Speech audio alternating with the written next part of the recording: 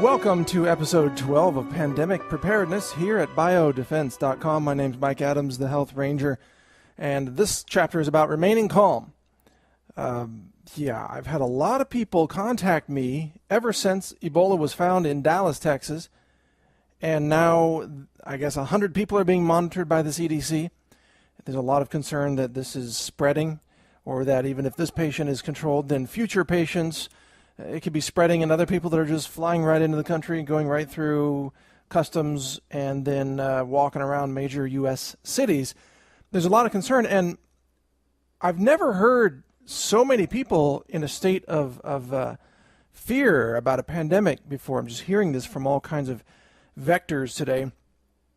So I thought it would be important to really explain why we need to stay calm about this, but at the same time we need to prepare. Now, this is crucial. The government likes to just operate in a state of denial, and that's how they try to achieve calm, is by keeping people uninformed and out of the loop. They say things like, well, we have it all under control. Yeah, sure you do. Well, why is it in Dallas then? Or they say things like, don't worry, it can't transmit through the air. It can only transmit through people who come into contact with each other's body fluids. Well, that's a lie. It spreads in close contact. Someone sneezes, there's a burst of viral particles that goes out 3 feet. Someone else inhales that, boom, they're infected. Someone drools on I don't know, they're eating a sandwich. They're drooling on their hand. They touch a doorknob with their hand. That doorknob is contaminated. Someone else comes along, touches the same doorknob. They catch it. Now they're infected. So the government just tries to lie to you, thinking you're all so incredibly stupid that you won't figure out the truth. And that is their strategy. Well, I completely disagree with that strategy. My strategy is to say, let's be informed of the facts, let's get educated, and let's get prepared. And by doing that, then we can remain calm, because we know we have the knowledge, the skills, and some of the equipment that's needed to be able to handle the after effects of a pandemic outbreak. So that's the contrast between my approach, which is based on knowledge and empowering people, versus the government's strategy, which is based on thinking everyone is stupid and keeping them ignorant and basically following delusions and fairy tales. So, these are two different tracks, two different approaches to how to get people prepared. But obviously, I think the approach of empowering people is a lot more effective. So let's talk about that. Why do we have reason to remain calm? Well, number one, if you've been listening to this course, you're ahead of the curve. You know more things about what is likely to happen in a pandemic outbreak than most other people. And hopefully you've been taking some of the steps that have been promoted in this course to get prepared with extra food supplies, water supplies, medical supplies, latex gloves, isolation gowns, bodysuits, the type of bodysuits, plastic sheeting, anything that you would need to isolate a family member in your own home if they're infected, or anything that you would need to ride out a quarantine, a shelter-in-place government lockdown, which could be put in force at any time, anywhere in the United States. How are you going to ride that out? You're going to need some extra supplies. So hopefully you have been taking these steps. So that puts you ahead of the game, big time. Because most people are so far behind the curve, they can't even think about this. I had a family member call me earlier today. She said she was talking to someone at the bank about Ebola and the outbreak. And the person at the bank said, oh, I just can't even think about that, because if I think about it, then I wouldn't know what to do. That was this person's explanation. And I find that very strange. That's like driving down the highway with your headlights off, hoping that you don't hit anything, and it's better not to see it, because then you might have to process it. You might have to deal with it.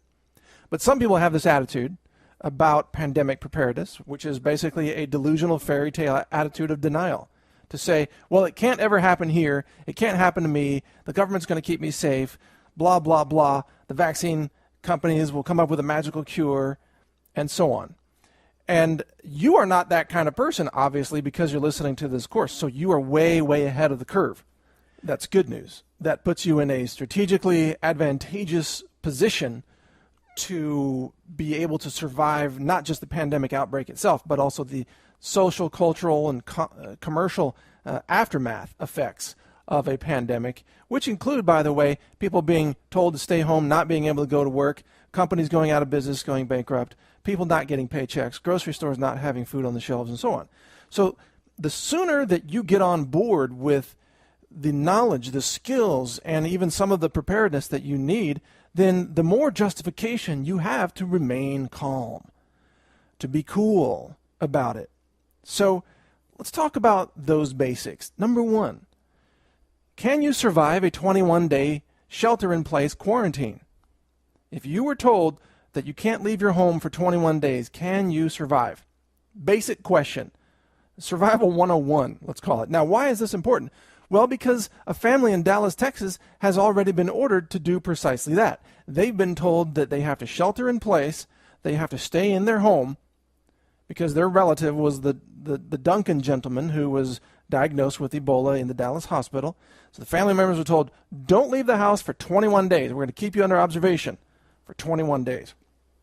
Now, they were also told that they're going to have to give blood to the state whenever the state wants to draw their blood and check them for Ebola. They have to have their temperature taken twice a day, and they're not allowed to leave the house under threat of criminal prosecution.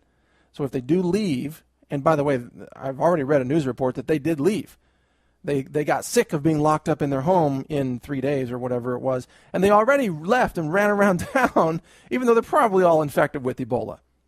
And why do we think they're infected with Ebola? Because they were in the same house with Duncan, and that house has never been sanitized or decontaminated.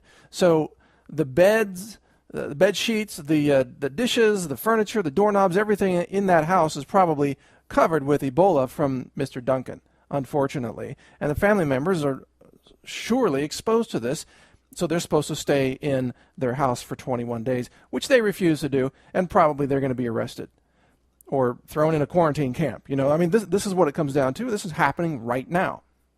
So the first thing is figure out, can you survive in your own home for 21 days?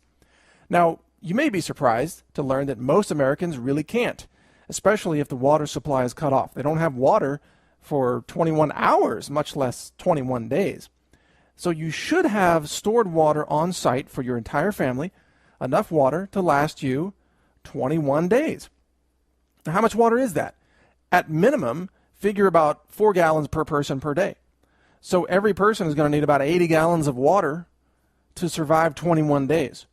You better make it more like 100 gallons just to kind of round it up and have a little bit of water for showering, bathing.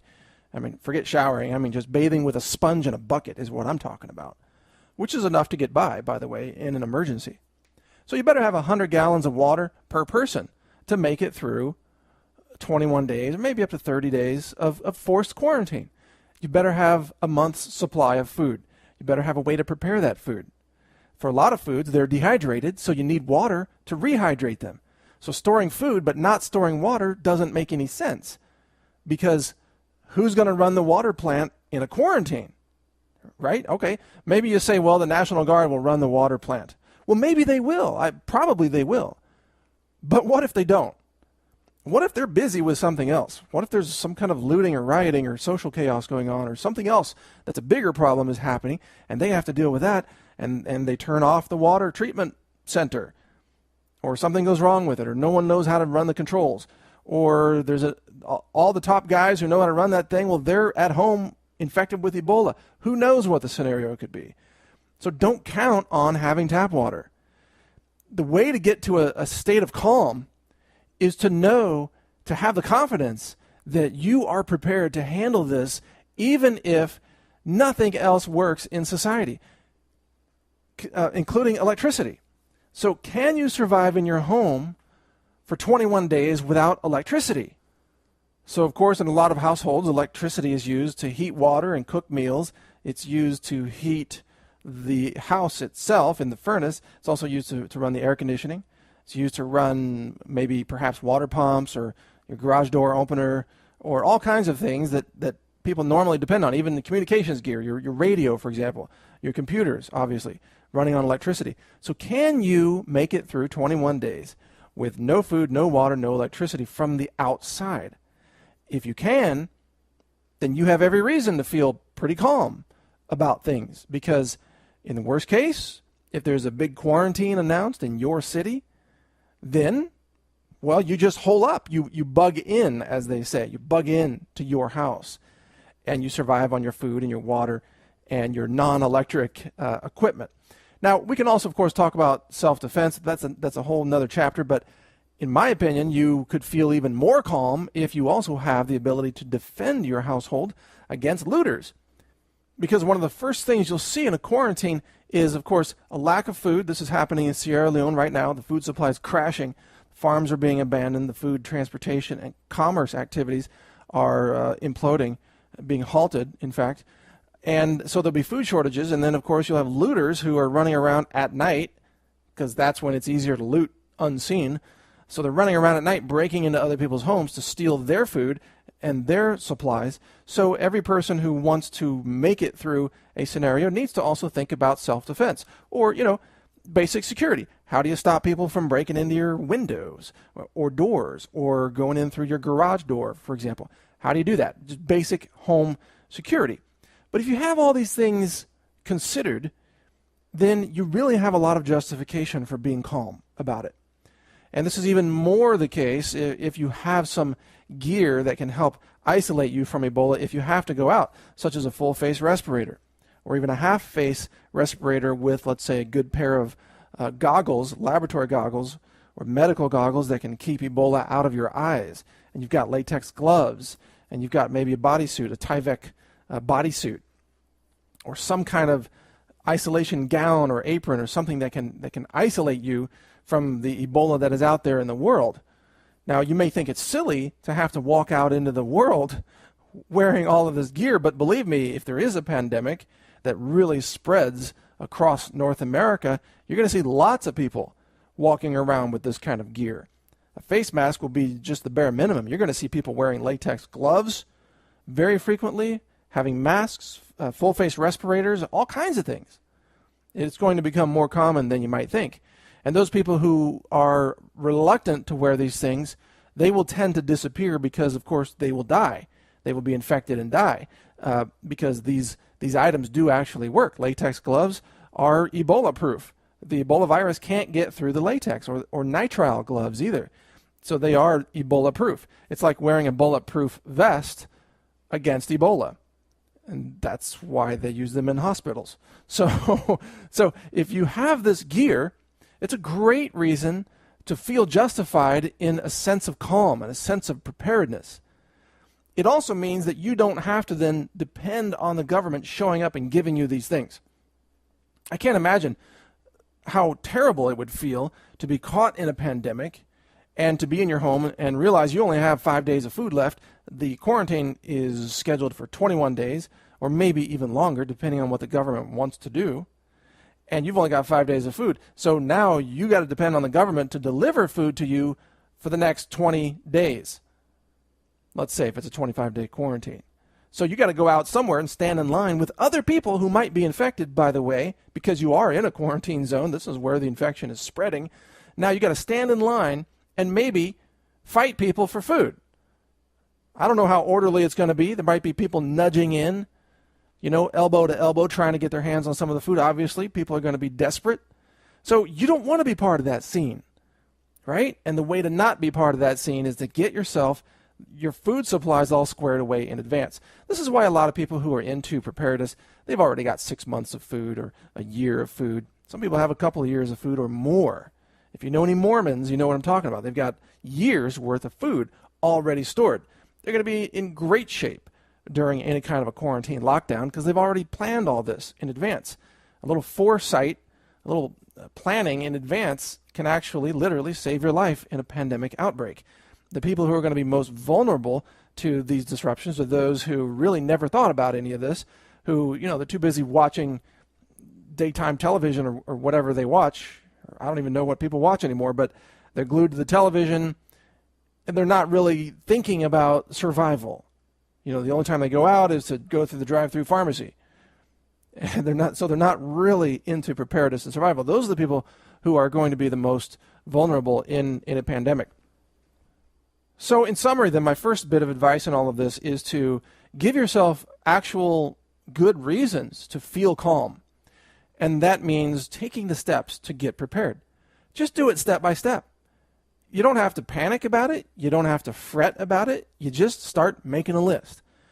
And it doesn't matter if the list is the perfect list. I don't know that there is such thing as a perfect list. I've never had a list. I've just started thinking about, well, what would I need?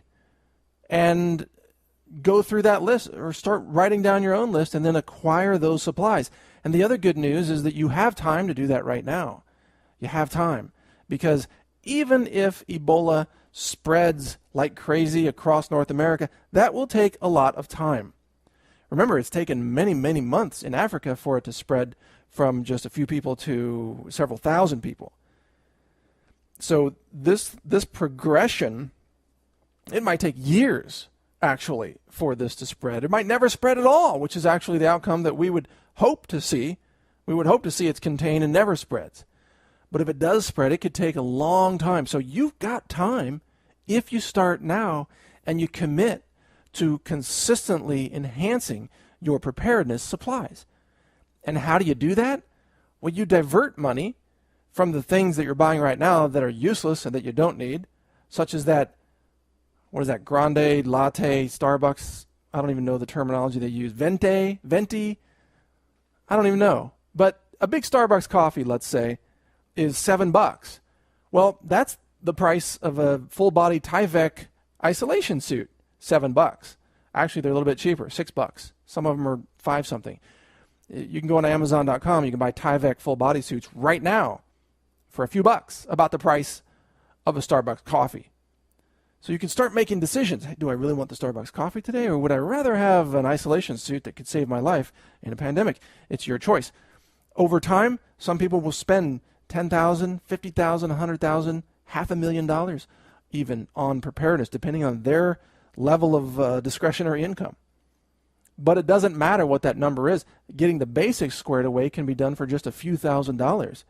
You know, in basic supplies, basic food, water storage devices such as barrels or water bobs for your bathtub, or just empty milk cartons, you know, empty water containers. They're cheap.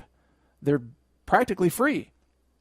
So if you start now and you pursue these plans with dedication, you can really build up your preparedness over time, so that a year from now you could be in great shape, even if you're starting from scratch right now, today.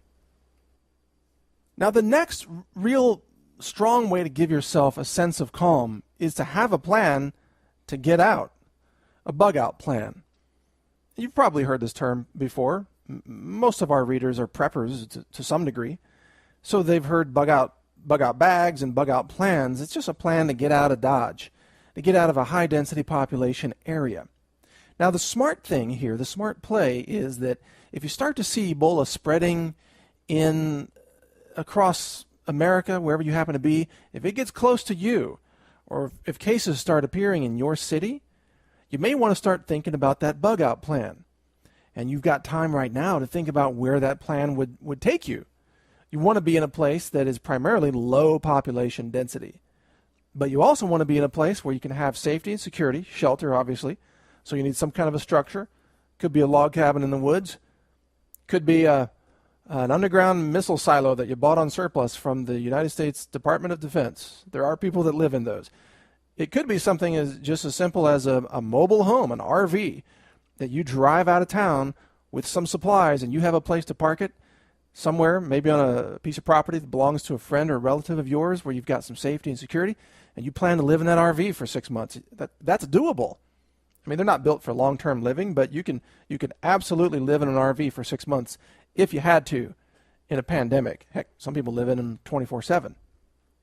So there are lots of ways to have a bug-out plan, but you got to make sure that you've got shelter and security wherever your destination is, and then you're going to either bring your supplies with you or have supplies there. And people who are really advanced in preparedness, they will have a network of friends and family, and they will have supplies pre-positioned at multiple locations so that there are options within the network of where you could go depending on what's happening. They might have one person out in the country, another person up high in the mountains somewhere, maybe people in a couple of different states. Maybe one person has a really good water supply and another person has a much better security situation, so you can kind of pick and choose where you want to go based on what's happening.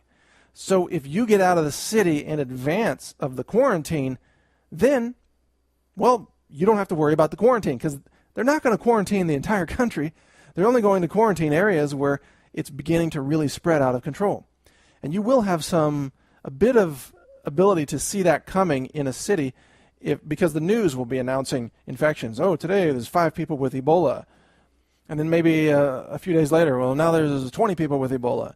And if you start to see that number go, oh, it's 100 people within a month, and then a month later there's 1,000 people, you should have already left by that time. I would say leave town before it gets into the multiple hundreds. That would be my personal advice. You can decide what number works for you.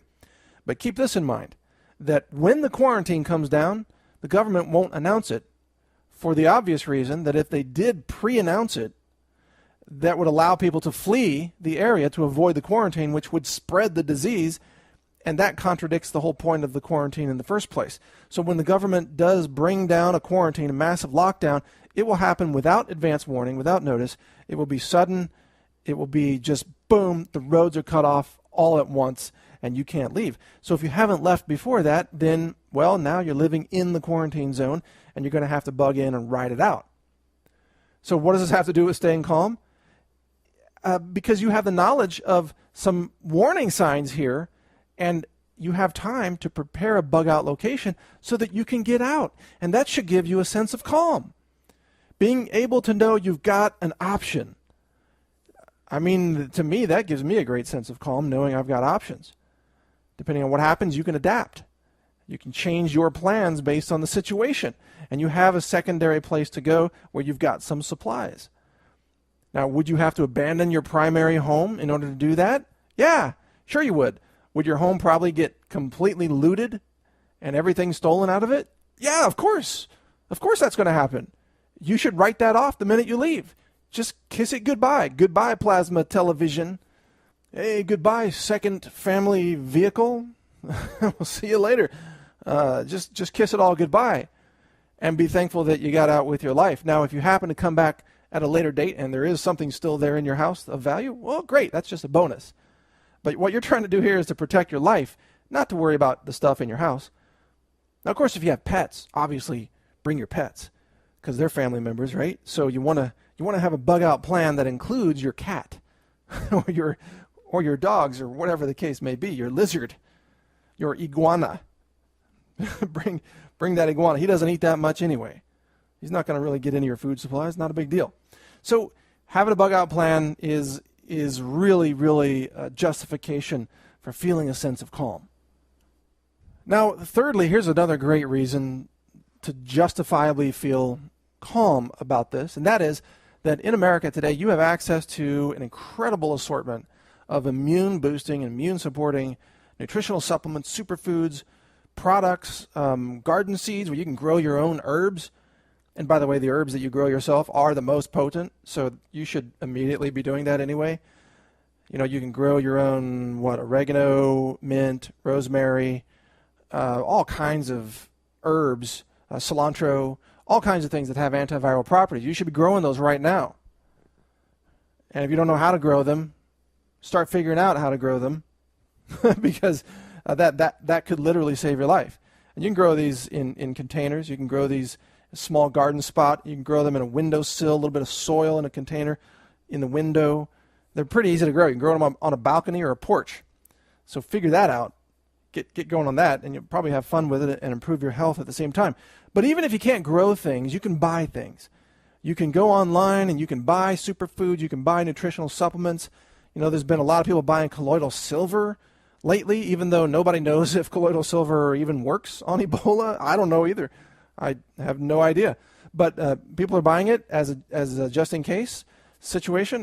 But colloidal silver obviously is a topical antiseptic type of substance. It does kill bacteria on surfaces, but does it work against a virus like Ebola? I have no idea. But people are buying that, and people are buying, I've been recommending Gaia herbs.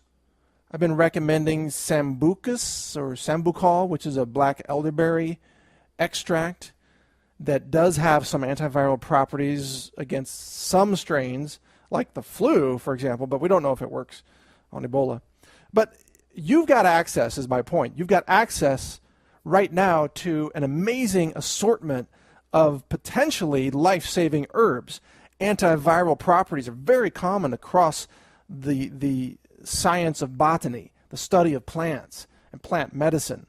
Many of these have been identified and are used in the natural health arena or holistic healing arena.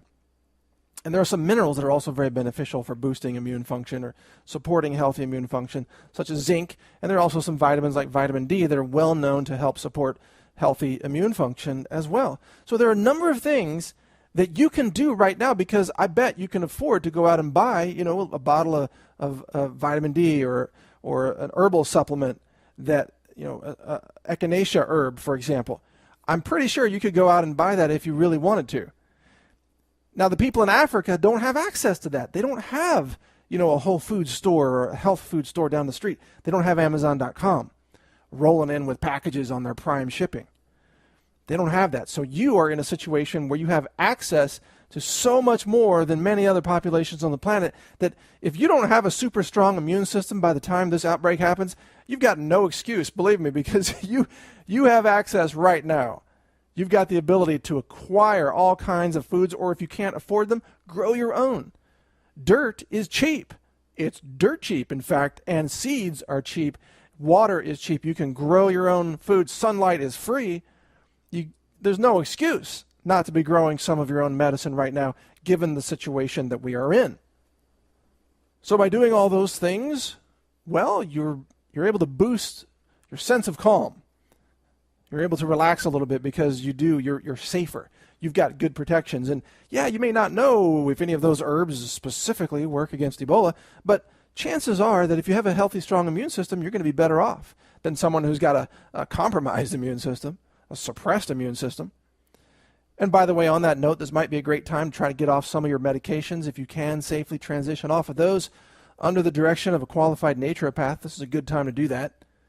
Medications sap your nutrition. They take minerals and vitamins out of your body, and they also, they may not be available in a quarantine, so you don't want to quit them cold turkey because that can be dangerous. So it's better to start transitioning off now any of them that you can. This is a good time to really enhance your health. This is a good time to get off of that junk food if you're still eating any of it. If you ever needed a reason to improve your diet, this is it. Ebola is on the march, and this is a good time to really think about holistic health, enhancing immune function, and getting away from all the things that compromise your immune function. I mean, that was the whole conversation here in episode 7 of this very course here on biodefense.com. So go back and review episode 7 if you want more about that, and review episode 6 if you want information on all of the antiviral plants and herbs and things that you can grow, things that are available in the natural world. And as you do that, you should be gaining confidence. You should be able to sleep better at night. You should be able to have a sense of calm and actually a sense of optimism about facing the future. Even if, regardless of the outcome of Ebola, if it spreads or doesn't spread, you should be able to face that with a sense of optimism, knowing that you've taken incredibly wise steps in advance to ride out the infection itself and also ride out possible quarantines and ride out the possible after effects of all of this so that you can be around to help rebuild society. Because let's face it, there is going to be a society still remaining, and there's going to be a need to rebuild it, even if a pandemic does sweep through and kill 50% of the population. Well, there's still 50% here left remaining. So that 50% is going to have to rebuild, restore. And I want you to be part of that 50%. I absolutely plan to be part of that 50%. I think we could make a better society actually on the other side of some kind of big catastrophe or big awakening. If we lost half the human population, it would be tragic, but I wouldn't give up. I would say, let's pick up the pieces. Humanity will survive. We got to move forward. Let's make a better society. And in fact, let's have a better healthcare system that doesn't have a monopoly on just vaccines and drugs, and let's use all the medicine from all across the world that could prevent this kind of thing from happening in the future. One of the things that human civilization desperately needs is to end the medical cartel that has in fact given rise to these drug-resistant superbugs that are now threatening humankind in the first place. So there are a lot of opportunities, even after a collapse, to be able to contribute to the rebuilding of the progress of human society, to move us forward with perhaps a much improved society versus what we are living in today. So none of us would ever want Ebola to kill large numbers of people. Well, except a few scientists, I'm sure they've actually called for it. But the rest of us normal people, we don't want that to happen. We don't want human suffering out there. But we're also going to stay positive no matter what nature throws at us. No matter what the circumstances, we can rebuild. We can survive and we can move forward. And that is a healthy attitude. That is an attitude that honors life. And that is the attitude that you can legitimately justify when you've made the preparedness plans and you've taken the steps to ride this thing out. So that alone is enough reason to be able to live day to day with a sense of calm about understanding no matter what happens, you are prepared to move forward, to survive, to make it through, and to contribute to a better society. That's an invaluable attitude to have, and it's one that I live every day and that I share with you and invite you to embrace it at whatever time is good for you to do so. Now, what is pessimism with all of this? Let's talk about the flip side of all this for a second. I've been laying out for you reasons for optimism, reasons for feeling calm and feeling prepared. But what's the opposite side of that? Where does panic come from? Panic comes from not knowing what to do. Panic comes from people who are uninformed. They're surprised by what's happening because they've never listened to a course like this that lays it out in advance. Much of what I predicted in this course has already come true. Someone texted me today and said, "Mike, you are a prophet." I'm like, no, this is not difficult to see this coming. But to some people, they're just amazed that someone else could see this in advance. But it's not difficult to see this coming. But to those who never saw it coming, obviously they're surprised, they're freaked out, and they haven't made preparedness plans either. So they're in a state of shell shock. They're not sure what to do. They've never gone through these exercises, never even thought about this. So they become paralyzed often in terms of decision making. They become paralyzed, and then with the paralyzation comes pessimism and panic. It's the 3 Ps: the paralyzation, pessimism, and panic. So avoiding those 3 Ps is pretty easy, just like we've talked about, but a lot of people remain stuck in the 3 Ps, and they feel helpless. And we have a word for people who are stuck in the 3 Ps. The word is victims. And there are many people like that who really just for whatever reason they can't rise to having the internal courage to face possibilities, and so they would rather sort of cower in their own psyche and hope and wait for someone else to come along and save them. And they may get lucky. Someone else may save them. A family member who is prepared, perhaps. Maybe the government will come along and save them. There'll be that one lucky person that FEMA actually saved. It could happen. But for those who really want to enhance their odds of surviving this and doing so in an awakened state where you can help contribute to the rebuilding after this all sweeps through, then you need to be informed and optimistic, and then you don't panic because you're calm. So knowledge is the way forward. Knowledge of what can happen, knowledge of how Ebola spreads, truthful information about that. The CDC is lying to you. They're saying it doesn't spread in the air at all, but of course it does. If someone coughs in your direction, you can catch it. The CDC refuses to acknowledge that, so they're lying to you. That lack of knowledge causes people to be uninformed, causes them to panic. The CDC is actually contributing to the panic because it's contributing to ignorance. So knowledge empowers people. Knowledge creates calm because you understand what you need to do to be safe, to be protected. You understand you need a full-face respirator, right? You can't just walk out there with an N95 mask and think you're bulletproof versus Ebola. It doesn't work that way. Ebola can get in through your eyeballs. It can get in through your nose. It can get in through your mouth. And an N95 mask, by the way, is a pretty crappy mask in the first place. I don't know why people still think these masks are so great. They're only 95% effective against the bird flu. The reason they're called N95 is because they filter out about 95% of the airborne particles. Well, Ebola, there's enough Ebola in one drop of blood to infect about 500,000 people. So if you get 5% of one drop of Ebola, well, you're still infected. So an N95 mask, in my opinion, is almost useless as a defensive mask. You should be getting a full face or a half face respirator so that all the air you inhale is going through filters that can filter out viruses.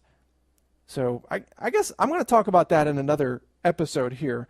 Some of the myths about the gear, that people don't really have the full story on a lot of this gear, and so they're buying things that aren't going to help them, or they have they get a false sense of security with something like an N95 mask that really isn't that helpful. So I'm going to go over that in an upcoming episode. But the bottom line here is that knowledge can save your life, and in an outbreak, it very well may save your life. And so that's why, I'm so honored to be able to bring you this information, to share knowledge with you about how to protect yourself in a very dangerous world, a world that's made more dangerous by all of the disinformation and lies that are told out there by the government, which is delusional, by the mainstream media, which is failing to bring you the full story and is influenced by pharmaceutical interests, and of course by the CDC, which is nothing more than the marketing branch of the drug companies and the vaccine manufacturers. The CDC is only interested in promoting vaccines, far more interested in protecting the profits of Big Pharma than in protecting the health and safety of the American people. Make no mistake, the CDC is not about saving your life. It's about saving the reputation of the vaccine industry. And keep in mind that when you have this knowledge, you can protect yourself against all the layers that might threaten your safety in an outbreak. I mean, you have a medical system that is absolutely incompetent. A medical system that is such a failure that they can't even stop the spread of MRSA and superbugs that are now infecting hospitals all across the country, killing all kinds of people. I've had relatives that were killed by C. diff infections in hospitals. It's rampant, and the hospital operations are entirely incompetent. I mean, this guy from Liberia, he went to the hospital, he had fever, he had symptoms, he told the hospital staff he was from Liberia, where Ebola is spreading like crazy, and the hospital staff, the doctor writes him a prescription for antibiotics and sends him home. It's unconscionable. It's as if they've all had lobotomies there at the hospital. Before you get a job here, you have to scoop out 80% of your brain just to work here. How do they not hear the word Liberia in the guy's explanation? Gee, he's got a fever, he's sweating, he just came from Liberia, and there's an Ebola outbreak in Liberia. Oh, let's write the guy some prescriptions and send him home. I mean, really? Seriously? So that is the hospital system that we have in America. And believe me, that level of outright stupidity and just unbelievable incompetence, it's everywhere across America. So you're going to have to fight against that if you want to survive. So it's a good idea to have your defenses in multiple layers. So to summarize this entire chapter here, you can justifiably have a sense of calm when you've addressed all these layers. And you are able to protect yourself against food shortages and water shortages or infrastructure disruptions or failures if a local quarantine is announced in your area. You are able to protect yourself, your home, with security and defense. You are able to protect yourself against incompetent doctors and nurses and a failed medical system that just seems totally negligent and will likely get more people killed than it will save. You are able to protect yourself by growing some of your own herbs, having some superfoods, having access to incredible antiviral plants and medicines that are widely available right now in Western society. So you can take these steps, but you can protect yourself, and that is why you can have a sense of optimism. That's why I'm optimistic. You don't hear me talking about, oh, this is so depressing, we're all going to die. No, that is not, that doesn't even enter my mind. This is, what enters my mind is, let's help people get safe. Let's save as many people as we can, or give them the knowledge to save themselves. Let's hope and pray that this outbreak doesn't happen, because we don't want to see human suffering taking place. Let's get this under control. Let us keep our society safe. But if the worst case happens, we can still be optimistic, because we can rebuild. We can survive, we can make it through, and we can rebuild. And we might even be able to rebuild a better system that can prevent this kind of thing from happening again in the future. So technically, in this situation, I really am the ultimate optimist in this. I believe in the best outcome, regardless of what nature throws our way, regardless of what circumstances we encounter. We can still remain optimistic about making it through and rebuilding on the other side. So I hope this has given you some reason for optimism and calm. If you haven't taken the steps that I've mentioned in here so far, go ahead and get on top of that. Take those steps and you will find your sense of optimism increasing and building with each and every step that you take to get more and more prepared. It's as simple as that. And it doesn't matter where you start. You don't have to do it all at once. You don't have to do it all today. You don't have to buy everything you need this month and slap it on your credit card. No, you can do this incrementally, step by step. The important point is to start today, start with something that matters, and then move forward each day, doing a little bit more each day, get a little bit more prepared, have a little bit more knowledge, have a few more supplies. Do this day by day, and you will be in fantastic shape by the time this happens, the spread happens, if it happens at all. And if it doesn't happen, well, guess what? You have simultaneously prepared yourself against every other disaster in the world. You're prepared against a nuclear catastrophe. You're prepared against food disruptions, social chaos, riots. You've prepared yourself against an EMP weapon attack from a high-altitude nuclear explosion, a nuclear weapon burst, that takes out the power grid. You've prepared yourself against all these things too. So why not do it? The greatest optimism of all comes from those who are well prepared against everything that the world might throw at them. Heck, you're prepared against an alien invasion of the species X from planet Z. I don't know, planet Zorg, whatever. You're prepared against an invasion of crossbow-wielding Sasquatch animals marching across your front lawn. You're prepared against any imaginable scenario at that point, and that's a great sense of optimism. I'm obviously joking about this. I don't believe that Sasquatch is going to march into your yard, but that image though, crossbow-wielding Sasquatches, isn't that Chewbacca from Star Wars? It's Chewie.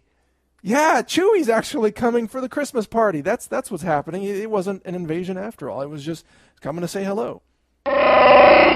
In any case, stay optimistic, stay on your path, stay on your plan, and you can survive this. You can survive almost anything. So stay tuned in to biodefense.com for more practical information to help you get prepared, help you get optimistic, and help you remain calm because you have reason to be calm because you're prepared.